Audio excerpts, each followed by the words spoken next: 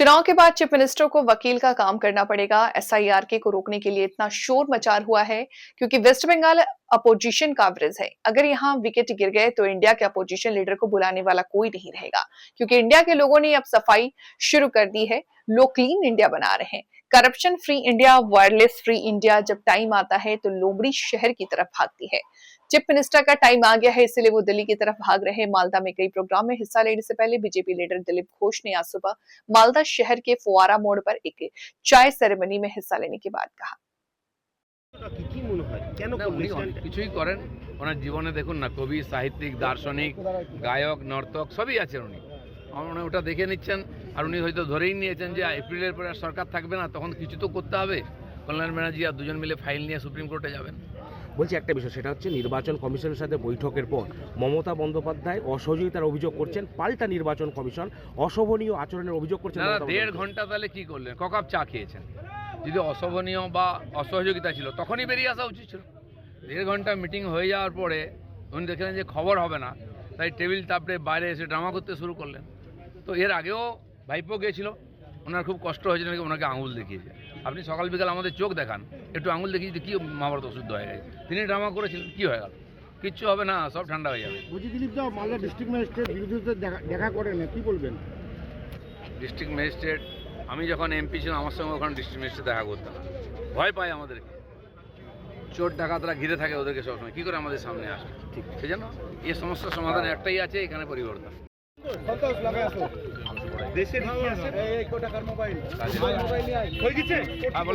দেশের ইতিহাসে প্রথমবার এসআইআর এর মামলায় আইনজীবী হিসাবে সুপ্রিম কোর্টে লড়ছেন মুখ্যমন্ত্রী। উৎপল মোবাইল টান। আমার মনে হয় ইলেকশনের পরে ওনাকে ওই কাজই করতে হবে, সেটাই প্র্যাকটিস শুরু করেছেন। মুখ্য নির্বাচন কমিশনের বিরুদ্ধে এককাট্টা হচ্ছে বিরোধীরা, চলতি অধিবেশনে ইমপিচমেন্ট আনার প্রস্তুতি। বিহারে হয়ে গেল এসআইআর, অনেক বড় বড় কথা বলেছিলেন, যখন লিস্ট বেরোলো কিন্তু কমপ্লেন করতে যায়নি, এবং ভোট হয়ে গেল, রেজাল্ট তো সবাই জানেন।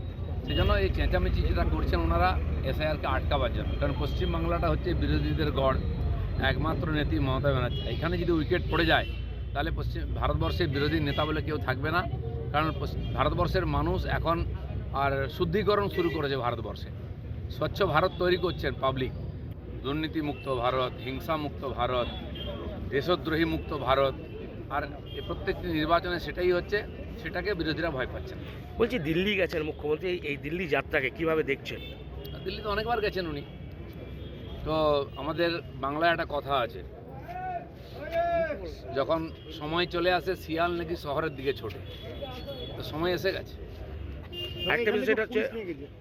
আরেকটা বিষয় দাদা, সেটা হচ্ছে বাংলার পুলিশ কি করবে? তার সামনে খুন ধর্ষণ হচ্ছে, পুলিশকে বোম মারছে, ছুটছে পুলিশ। আমরা দেখেছি যখন এই কালিয়াচক থানায় আগুন দিল, পুলিশ লুঙ্গি পরে ছুটেছিল, লুঙ্গি ছেড়ে ছুটেছিল। যে পুলিশ টেবিলের তলায় লুকোয় টিএমসি গুন্ডাদের দেখলে, যে আলমারির পেছনে লুকোয় ফাইল মাথায় দিয়ে, সেই পুলিশ দিল্লিতে কী করবে? আসলে পুলিশ কি জানেন না তো মমতা ব্যানার্জি, দিল্লির পুলিশ দেখে ওনার অবস্থা খারাপ হয়ে গেছে। দিল্লির পুলিশের উপর কি আস্থা নেই দিদি? দিল্লির পুলিশ কেন, কোন বাংলার পুলিশের উপর বাংলার লোকের আস্থা নেই? দিল্লির পুলিশের কাজ করছে। যখন সুপ্রিম কোর্ট বলেছিল এসআইআর কেন্দ্রেতে সুরক্ষা দিতে এখানকার সরকারকে, যখন বিরোধীরা, আমাদের পার্টির লোকেরা, পিএলএরা গিয়েছিলেন কমপ্লেন করতে, তাদেরকে মেরে মাথা ফাটিয়ে যায়, তারা করছিল, ওদের এমএলএরা, ওদের নেতারা, গুন্ডারা মিলে। তাই সুরক্ষা দিতে বলেছিল, সুপ্রিম কোর্ট দিয়েছে। আইজি, ডিজি, এসপি কাউকে দেখা গেল না। পুলিশ আছেটা কোথায়?